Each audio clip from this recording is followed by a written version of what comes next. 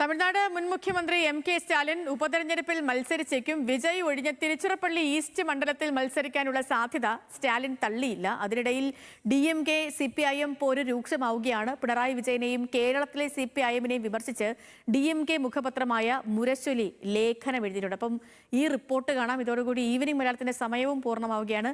ഇത് കഴിഞ്ഞ് ഒരു ചെറിയ ഇടവേള വരും. അതിനുശേഷം ലോകകപ്പ് വിശേഷങ്ങൾ സോക്കർ ഗാലയിൽ രുചേഷ് പി. രവീന്ദ്രൻ ചേരും. നമസ്കാരം. സ്റ്റാലിൻ നിയമസഭയിൽ ഉടൻ മടങ്ങിയെത്തുമെന്ന മുൻ മന്ത്രിയും MLA-യുമായ KN നെഹ്റുവിന്റെ പരാമർശമാണ് അഭ്യൂഹങ്ങൾ ശക്തമാക്കിയത്.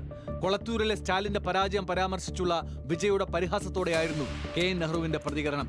വിജയുടെ വിമർശനങ്ങൾക്ക് താൻ ജനങ്ങളുടെ മനസ്സിലുണ്ടെന്ന് മറുപടി നൽകിയ സ്റ്റാലിനും മത്സര സാധ്യത തള്ളിക്കളയുന്നില്ല. മത്സരിക്കുമോ എന്ന മാധ്യമങ്ങളുടെ ചോദ്യത്തിന് തീരുമാനം എടുത്തിട്ടില്ല എന്നായിരുന്നു പ്രതികരണം.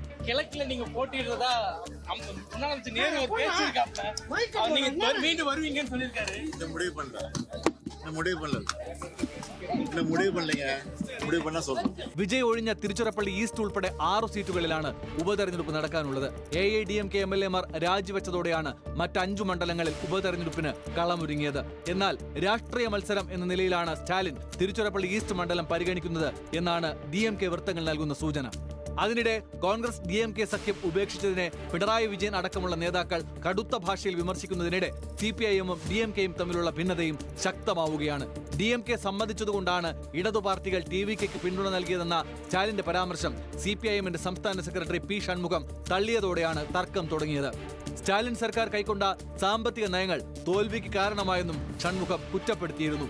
കഴിഞ്ഞ ദിവസങ്ങളിൽ ഷൺമുഖത്തിനെതിരെ ലേഖന പരമ്പര പ്രസിദ്ധീകരിച്ച DMK മുഖപത്രമായ മുരശൊലി പിണറായി വിജയനെയും കേരളത്തിലെ CPIM-നെയും അതിരൂക്ഷമായി വിമർശിച്ചു. വിഴിഞ്ഞം തുറമുഖത്തിന്റെ ഉദ്ഘാടന ചടങ്ങിൽ പ്രധാനമന്ത്രി നരേന്ദ്രമോദിയും പിണറായി വിജയനും അദാനിയും ഒന്നിച്ചു നിൽക്കുന്ന ചിത്രം ഉൾപ്പെടെയാണ് ലേഖനം. CPIM-ന്റെ സാമ്പത്തിക നയം എന്തെന്ന ചോദ്യവും ലേഖനം ഉന്നയിക്കുന്നുണ്ട്. DMK വിമർശനം തുടരുന്നതിനിടെ CPIM-നെയും P. ഷൺമുഖത്തെയും പിന്തുണച്ച് TVK നേതാവും മന്ത്രിയുമായ രാജ്മോഹൻ രംഗത്ത് വന്നു. കരുണാനിധി ജീവിച്ചിരുന്നുവെങ്കിൽ ഇത്തരമൊരു ലേഖനം മുരശൊലിയിൽ പ്രസിദ്ധീകരിക്കാൻ അനുവദിക്കില്ല എന്നായിരുന്നു പ്രതികരണം. National desk news Malayalam.